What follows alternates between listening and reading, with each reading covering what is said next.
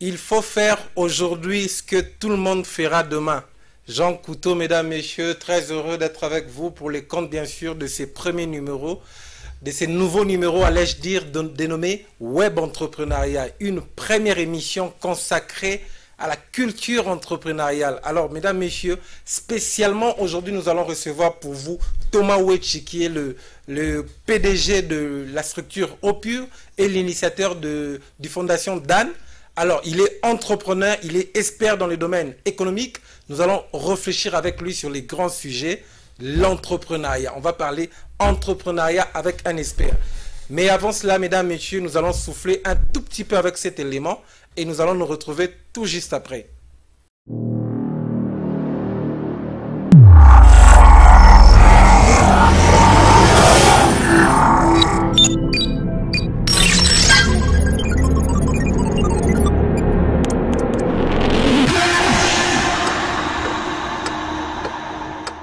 Excellent retour, mesdames, messieurs. Après, bien sûr, ces salons numériques organisés par les ministères de Pétantique. Alors, vous avez sans doute vu les représentants de Facebook avec nous au Congo. Cette belle initiative dont nous souhaitons beau vent. Alors, on va recevoir, comme on disait tantôt pour vous, monsieur Thomas Wechi, qui est entrepreneur et expert en économie. On va discuter sur les grands sujets avec lui, à qui j'ai dit rapidement bonsoir, monsieur Wechi. Bonsoir, Arnaud. Si vous nous suivez en rediffusion, bonjour chez vous. Alors, Thomas Wechi, nous allons parler de l'entrepreneuriat. Beaucoup m'ont posé cette question. Nous avons commencé une émission avec le DG Papi Mandeke, consacrée à l'entrepreneuriat, au numérique, au web entrepreneuriat, mais ils ne savent pas l'entrepreneuriat, c'est quoi. Alors, vous pouvez nous détailler, c'est quoi l'entrepreneuriat? L'entrepreneuriat a comme origine le verbe entreprendre. Entreprendre, c'est au fait créer quelque chose, créer de la richesse, créer de l'emploi, créer un produit, n'est-ce pas? Donc tout ça, c'est ce qu'on appelle l'entrepreneuriat. Donc la création de l'emploi, la création de la richesse. On peut créer l'emploi pour soi-même, on peut créer l'emploi pour plusieurs personnes, on peut créer aussi des produits, hein, n'est-ce pas? Des produits services, on peut créer un service, on peut créer une ONG, même la création d'une ONG, c'est aussi de l'entrepreneuriat. Donc l'entrepreneuriat, ça sous-entend des gens qui sont en train de chercher à identifier des problèmes qui se posent dans leur environnement et à apporter des solutions. Ou bien des gens qui sont en train d'identifier les besoins de la société dans laquelle ils vivent et puis ils créent des produits-services pour cela. Donc un entrepreneur, c'est un chercheur permanent. Donc qui cherche toujours à apporter une solution dans son environnement. Donc c'est celui-là, un entrepreneur. Donc il n'y a pas de définition scientifique pour ça. Donc c'est une définition pratique. Très bien. C'est cela, un entrepreneur. C'est lui qui crée de la richesse. De la richesse. Alors, on a la chance d'être avec vous. Vous avez été à l'époque de Kasavubu, à l'époque de Mobutu, à l'époque de Musée, à l'époque de Kabila les fils, et maintenant avec Fachi. Alors, dites-nous un tout petit peu. En quelle période la RDC a produit plus d'entrepreneurs? C'est à la période des Mobutu, de Kasavubu ou actuellement? En quelle période il y a eu beaucoup d'entrepreneurs en RDC? Non, ça c'est difficile. En quelle période on a eu beaucoup d'entrepreneurs? Parce que des vrais entrepreneurs, on peut dire de vrais entrepreneurs. Les vrais entrepreneurs sont sortis dans les années 60.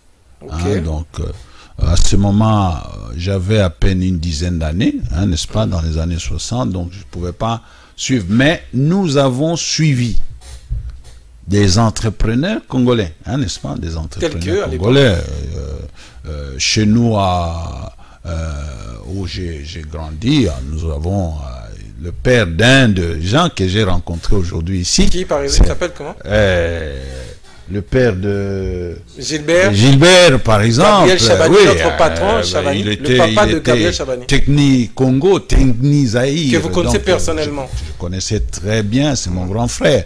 Donc c'est un entrepreneur. Ici à Kinshasa, on a parlé de gens comme le Kisombe, les Dokolo, le Kindwelu, hein, n'est-ce pas? Ce sont des vieux entrepreneurs de la ville de Kinshasa. Dans le Bas-Congo, on a quand même beaucoup d'entrepreneurs congolais, ceux qui ont commencé quelque chose qui a grandi, qui a donné de l'emploi aux Congolais, hein, n'est-ce pas? Dokolo est arrivé même à faire une banque, hein, n'est-ce pas? Donc, les Congolais, il y a eu des entrepreneurs. Être entrepreneur, ce n'est pas nécessairement être universitaire ou quelque... Non, ça c'est un don. Donc, quelqu'un qui a un souci de satisfaire certains besoins qui sont créés dans la société et en apportant des solutions, c'est un entrepreneur. Exact, en apportant des solutions. Alors, actuellement, la RDC vit une crise comme pas possible. Vous êtes entrepreneur, expert en économie. Alors, quel type de manager dont la RDC a-t-elle besoin pour sortir la RDC de la crise économique? D'accord, avant de travailler quel type de manager, il faut d'abord présenter les trois types qui sont connus. Exact. Le managériat. Vous avez le manager laxiste. C'est celui, oui, c'est le premier type. Je prends lors de la zaïrianisation par exemple, vous avez des gens qui n'ont jamais connu quoi que ce soit dans le domaine du commerce, de l'économie, eh bien, à qui on a donné des entreprises. La conséquence, c'est que ces entreprises sont tombées en faillite. Ce sont des managers qui n'avaient aucune règle de gestion dans leur entreprise. Ils ont trouvé... ce sont des consommateurs, ils ont trouvé des entreprises qui étaient florissantes et ils les ont fait tomber en faillite parce qu'ils n'avaient aucune règle de gestion. Vous avez des managers qu'on appelle motivationnels, hein, donc des managers qui avaient une certaine vision, hein, n'est-ce pas? Ils avaient une certaine vision et ils voulaient faire de l'argent et en même temps apporter quelque chose dans leur communauté, hein, n'est-ce pas? C'est-à-dire servir leur communauté. Ce sont des managers motivationnels. Alors, ils ont travaillé avec des gens qui étaient autour d'eux, ils les ont motivés et ils sont arrivés à des grands résultats, hein, n'est-ce pas? J'ai cité quelques-uns ici. Vous avez des managers autoritaires.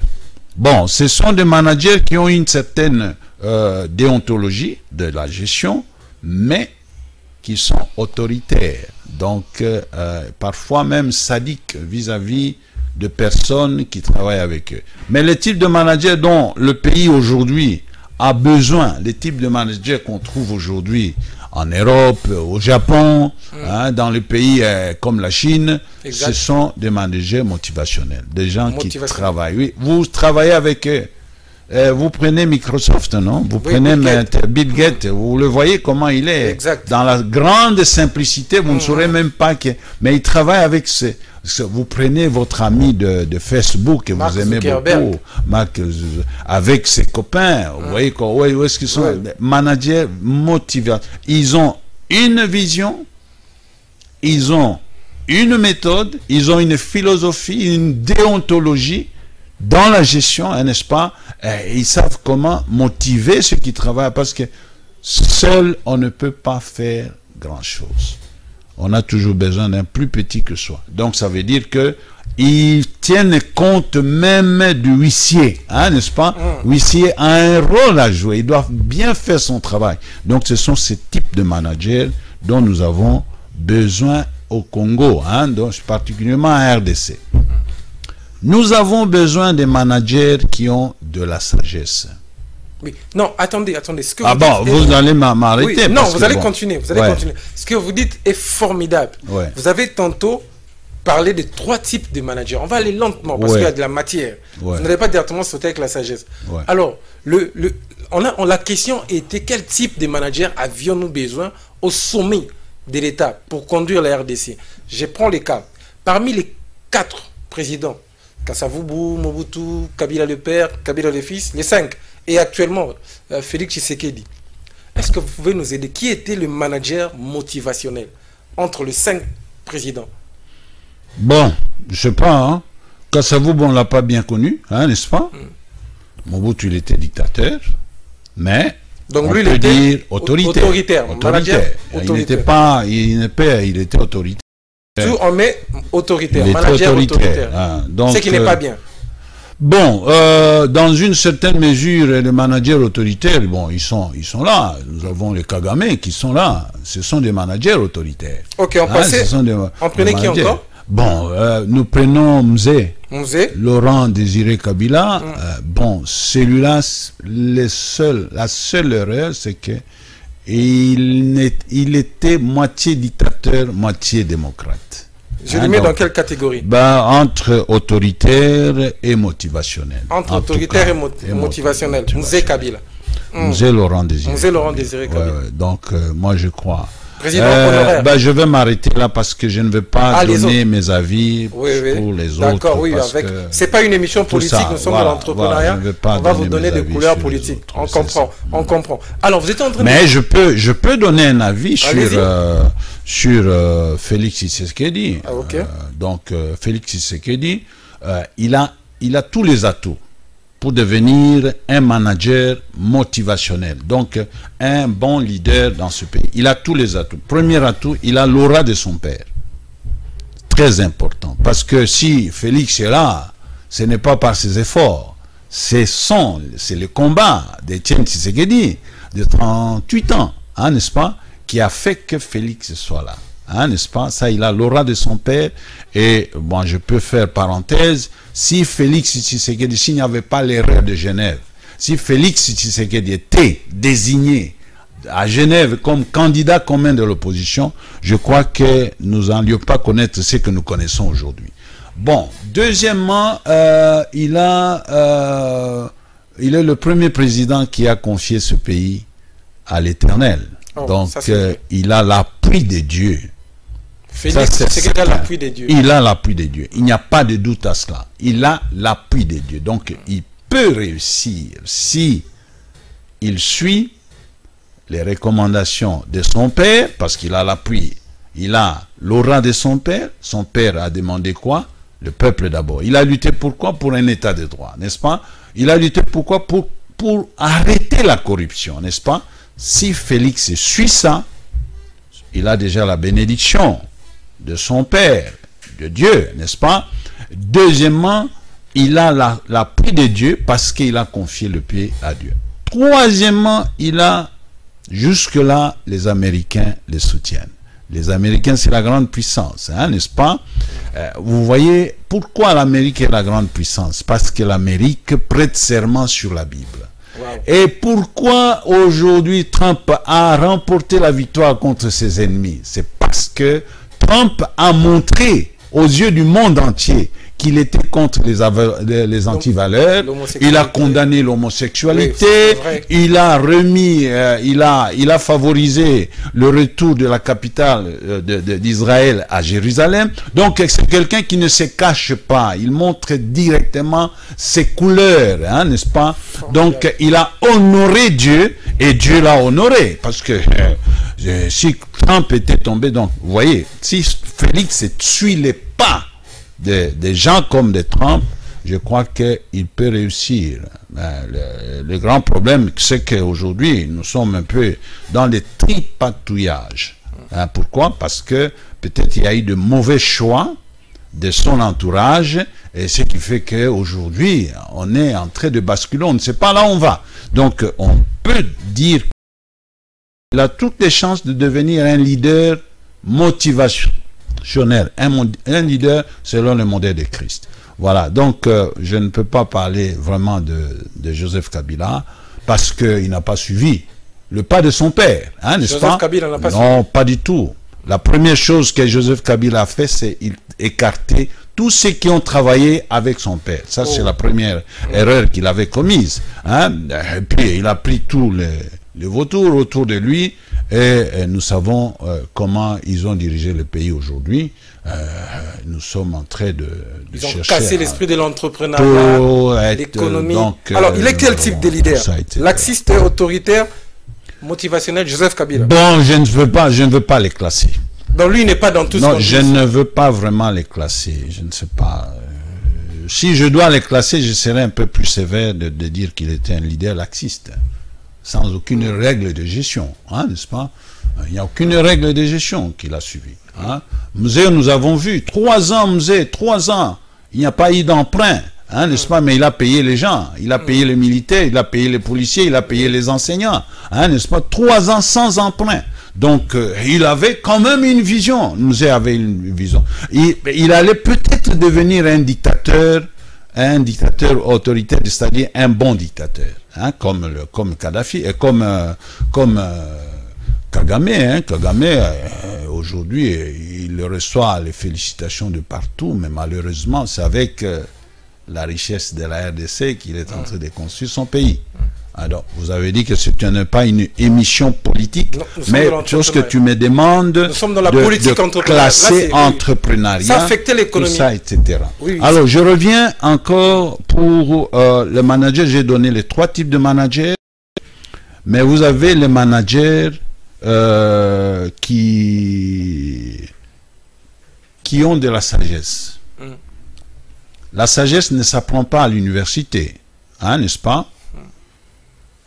La sagesse ne s'apprend pas à l'université. Donc, la sagesse, c'est dans la pratique, dans la vie, c'est un don de Dieu, hein, n'est-ce pas? Le roi Salomon a demandé la sagesse pour bien gouverner son peuple. Un manager qui manque de la sagesse, il va être un manager laxiste, parce qu'il ne pourra pas mettre de règles de jeu. Donc, un manager qui a de la sagesse, d'abord, il a le savoir-être.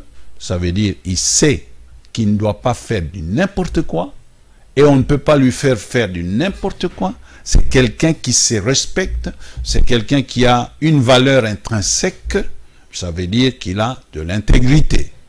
Un manager qui a de la sagesse, c'est un manager qui a le savoir-vivre. Ça veut dire que vous n'avez pas ces gens-là qui s'injurient à la télévision, vous savez, qui profèrent des injures contre les autres, tout ça, etc. Même contre leurs ennemis, ce sont des gens qui sont mal éduqués. Ce côté-là, personnellement, je peux quand même donner quelques points à Joseph Kabila. Je n'ai jamais entendu Joseph Kabila injurier ses ennemis, n'est-ce pas? Et je vois ce même caractère chez Félix Tshisekedi. Il n'injurie pas ses ennemis, donc il parle avec un langage d'eau. Donc, le savoir-vivre dans la société, c'est très important. Un manager qui a de la sagesse, il a le savoir-faire. Et c'est là qu'on va montrer dans les savoir-faire qu'est-ce qu'il y a là-bas. C'est là que nous trouvons les vrais management. Vous comprenez? Les savoir-faire. Donc, là, nous pouvons faire appel à des grands économistes de l'époque, des grands chimistes, c'est un scientifique, d'ailleurs c'est un ingénieur, hein, Henri Fayol, on peut faire appel à lui. Il a vécu au 19e siècle, hein, n'est-ce pas? 1800 quelque chose qu'il est né, et puis il est mort en 1900, au début des années 1900, avant la Première Guerre mondiale. Fayol a montré qu'est-ce qu'un manager, un bon manager. Il doit connaître les 5 verbes. Hein? Très important. C'est comme si tous ceux qui nous dirigent aujourd'hui ne sont pas passés par là. 5 verbes importants, Arnaud, à connaître pour diriger. 5 verbes. 5 verbes. Pour diriger. Pour diriger. 5 verbes. Si tu connais les 5 verbes, même les 14 principes de Fayol, ce n'est même pas nécessaire. Les 5 verbes. Le premier verbe, c'est planifier. Planifier. C'est-à-dire prévision. Avoir des prévisions. Hein, n'est-ce pas? Deuxième verbe, c'est organiser. Organiser. Parce que vous avez vu, vous avez vos prévisions, vous avez fait beaucoup de planification, mais vous devez les organiser, les prioriser, n'est-ce pas? Hein, parce que tout n'est pas prioritaire. Vous pouvez avoir plusieurs idées, vous planifier, mais vous devez les organiser, hein, n'est-ce pas? troisième verbe, vous devez les coordonner. Ok. Coordonner. Hein? Savoir coordonner. Quatrième verbe, voilà que vous commencez à commander. Mais ici, chez nous, dès que vous êtes nommé quelque part, c'est le commandement. Vous n'avez encore rien planifié, vous n'avez encore rien organisé, vous n'avez encore rien coordonné, mais vous voulez d'abord commander. Vous allez commander quoi? Et le dernier verbe, le cinquième verbe, c'est contrôler. Contrôler, vous devez contrôler. Regardez ce que nous sommes en train de vivre aujourd'hui. Les sauts de moutons qui sont là-bas. Est-ce que ça a été planifié? Belle illustration. Ça a été planifié. Non. Même on pouvait faire même une planification à court terme. Parce qu'il y a des planifications à court terme, comme on avait dit, 100 jours, hein, n'est-ce pas? Est-ce qu'en 100 jours, on allait faire tous les sauts de moutons? Non. Donc on allait aller graduellement et progressivement. On dit on commence d'abord avec le point chaud, hein, n'est-ce pas? On avait pris le point chaud comme les problèmes se posaient beaucoup plus aux habitants qui habitaient Mboudi, Lutendele, pour passer à pompage, c'était tout un problème. On allait commencer, on allait finir le point chaud, et puis à voir maintenant du côté de l'aéroport, progressivement, on allait arriver à, dans les 100 jours, on allait déjà terminer même 3 sauts de moutons. Et aujourd'hui, petit à petit, donc il n'y a pas eu de planification, même à court terme. Il n'y a pas eu d'organisation, il n'y a pas eu de coordination, parce que aujourd'hui, le chef de l'État est obligé d'aller visiter tous ces sauts de moutons, le ministre de la Justice.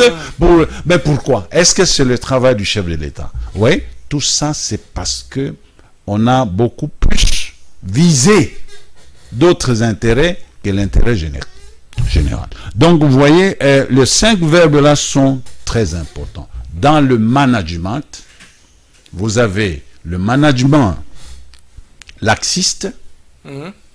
On dirait que c'est ce que nous sommes en train de vivre aujourd'hui. Laxisme.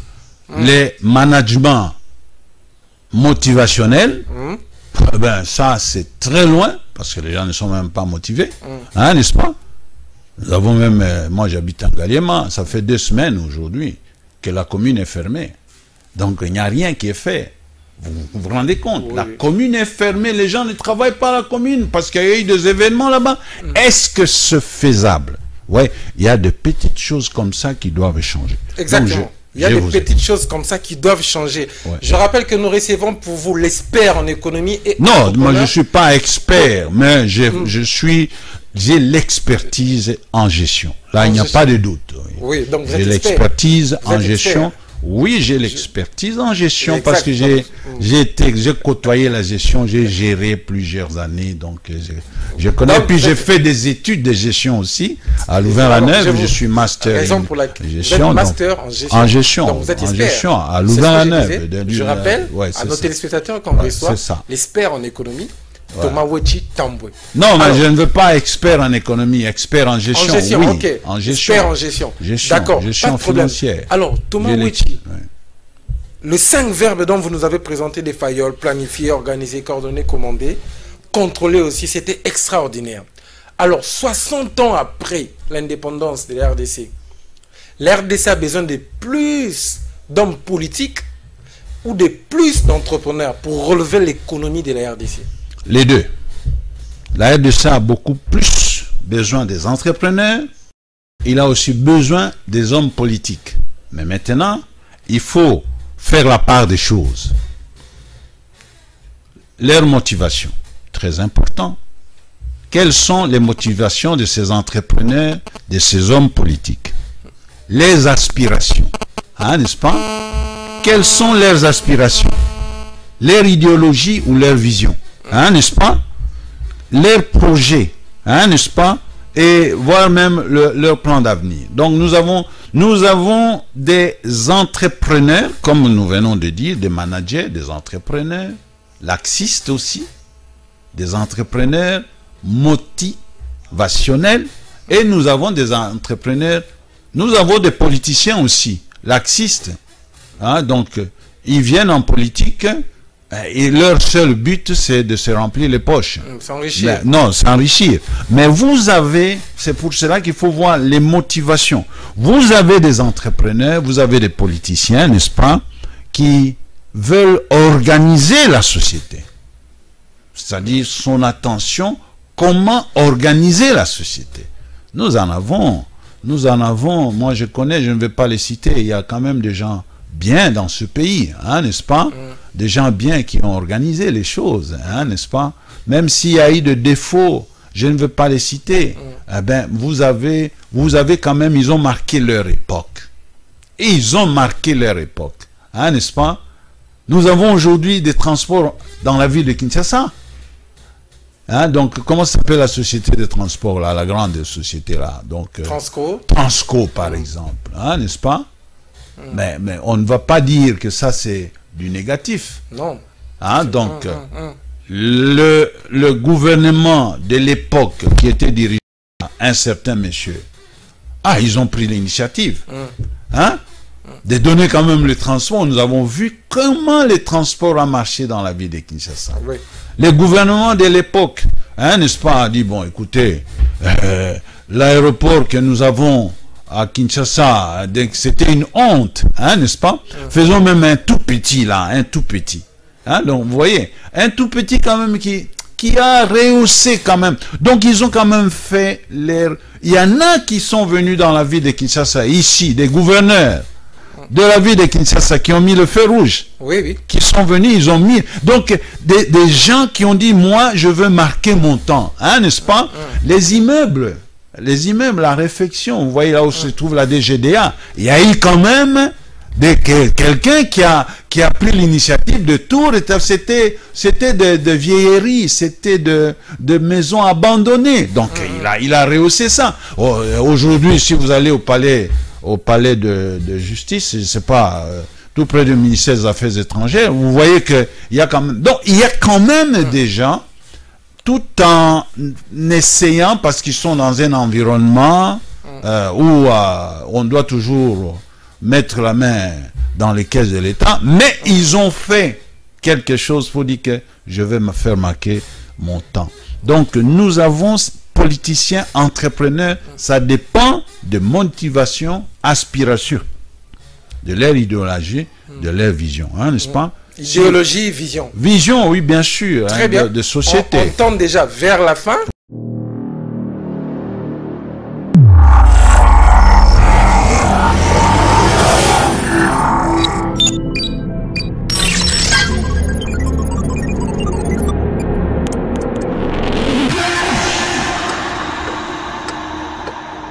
On revient à vous, monsieur Thomas Ouetchi. On tend déjà vers la fin. On va vous laisser votre temps. Il nous reste 7 minutes. Ouais, si c'est 35 minutes, ouais. Donc il nous reste 7 minutes. Il nous reste 7 minutes, on nous fait signe. Alors, vous allez prendre juste cette grande partie. Je vous laisse, vous allez nous parler de la... Vous choisissez quoi? Moi, je m'irais d'abord, parce qu'on ne peut pas parler des entrepreneurs sans parler de leadership. Très important, parce que si je peux ne puisse placer un mot, quel type de leadership nous avons besoin dans notre pays? Très important. Nous avons besoin de leadership selon les modèles que nous appelons les modèles de Christ. Nous avons besoin d'un leadership serviteur. Hein, n'est-ce pas? Des gens qui veulent servir la nation et non pas se servir. Nous avons besoin d'un leadership visionnaire. Des gens qui ont une vision. Hein? Là, je sais que le président actuel a une vision. On voit que c'est un homme qui a une grande vision. Nous avons besoin d'un leadership de berger, c'est-à-dire des gens qui s'occupent de leurs brebis, hein, n'est-ce pas? Qui ne voient pas seulement leur ventre, mais qui s'occupent de leurs brebis. Nous avons besoin de leadership de managers, comme nous venons de dire, de managers, des gens qui nous avons développé le management. Alors maintenant, voilà la question que vous me posez, en quoi la RDC est-il un patrimoine mondial? Nous n'avons qu'à analyser quelques aspects de la RDC. La RDC, patrimoine mondial. Nous n'avons qu'à analyser quelques richesses de la RDC qui peuvent poser des problèmes si nous voulons montrer que c'est pour nous seulement. Les eaux douces, ça c'est la première chose. La RDC regorge des grandes quantités d'eau douce dont a besoin l'Afrique centrale, l'Afrique saharienne. Donc, ne croyez pas qu'on va nous laisser tranquilles avec les eaux douces si nous ne prenons pas de bonnes mesures. Nous avons les forêts. Vous voyez aujourd'hui avec le changement climatique, la RDC est parmi les pays qui ont le plus grande forêt du monde, n'est-ce pas? Je crois la RDC vient après l'Amazonie, hein, n'est-ce pas?